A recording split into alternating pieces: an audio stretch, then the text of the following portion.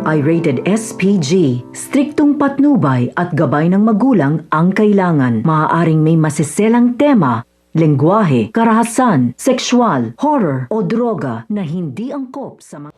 Maselan nga ang pagbubuntis nito ni Marge dahil naka-bedrest nga siya at dahil dito hindi nga siya makakapagtrabaho. Kaya naman nga't pag-iinitan na naman nga siya nito ni Regina dahil nga hindi makakapagtrabaho ng maayos itong si Marge. Samantalang si Paulo naman nga ay nag-aalala sa pagbubuntis ng kanyang asawa na si Marge dahil delikado nga ito ayon sa mga doktor.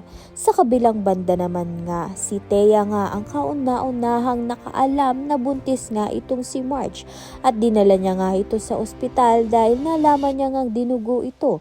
Dahil dito, masasapawan nga ni Thea itong si Marge dahil aangkinin nga ni Thea ang mga naiwang trabaho nito ni Marge at mas lalong magagalingan sa kanya itong si Regina.